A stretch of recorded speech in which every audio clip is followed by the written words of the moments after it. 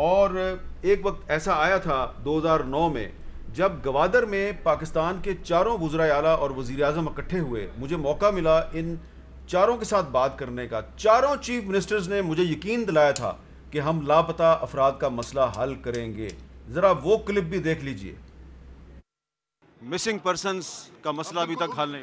بالکل missing persons کو بھی یعنی پرائم منسٹر صاحب نے کہا کہ ایک کمیشن تشکیل دیں گے جس کی سربراہ سٹنگ جج آف دی سپریم کورٹ ہوگا، وہ اس سارے معاملے میں تحقیقات کریں گے. اور میں پرزور اپیل کرتا ہوں کہ missing person should be recorded as soon as possible.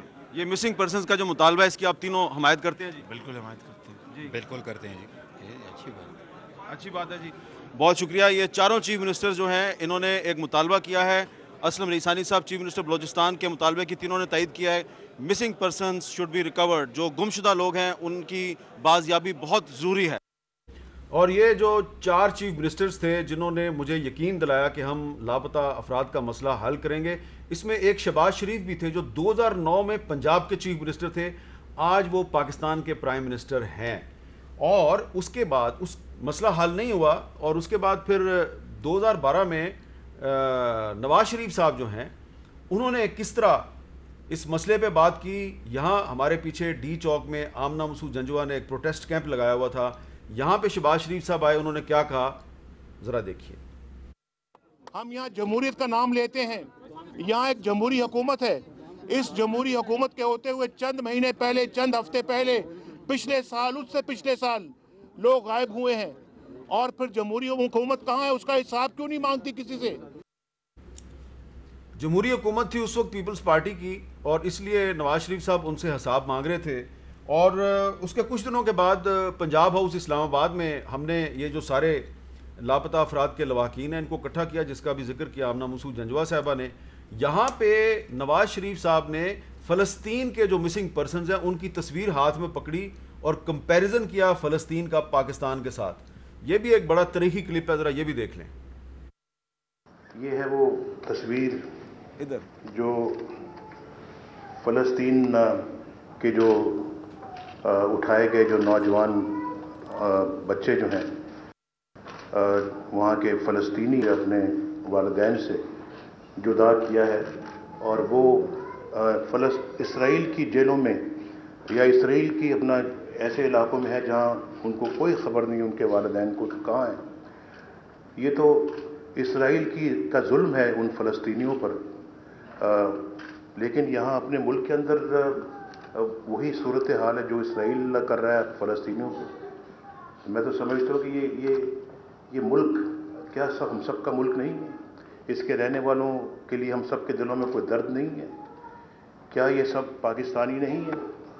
یہ مائیں بیٹھی ہوئی ہیں، بچے کی تصویر اپنی گود میں رکھی ہوئی ہے. تو یہ نواز شریف صاحب نے پاکستان اور فلسطین میں مماثلت تلاش کی، اور انہی دنوں میں عمران خان صاحب بھی بہت بڑھ چڑھ کے لاپتہ افراد کی بات کرتے تھے. ہمارے شو میں آ کے انہوں نے کیا کہا ذرا سنیں.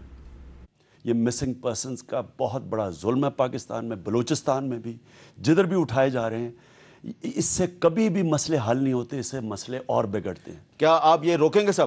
میں آپ کو گارنٹی کرتا ہوں اگر انشاءاللہ تحریک انصاف پاور میں آئی، میں آپ کو موٹی موٹی چیز کہتا ہوں، کبھی اگر ایجنسیز نے کسی انسان کو اٹھایا، یا میں نہیں ہوں یا وہ ایجنسیز نہیں ہیں.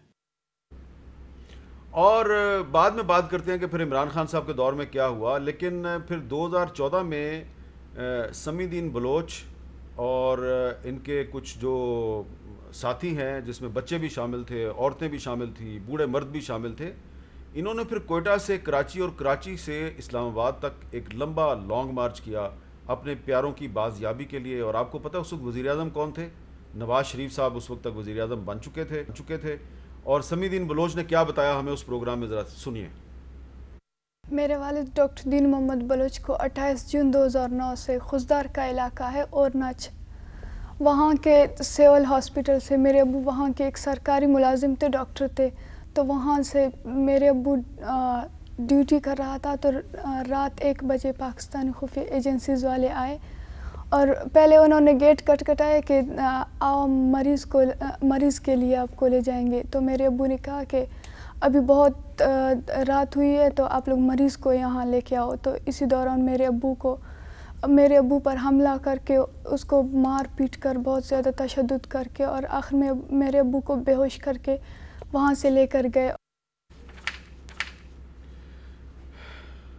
اس وقت جب یہ بات ہمیں بتائی تھی سمیع الدین بلوچ نے تو یہ بہت چھوٹی تھیں.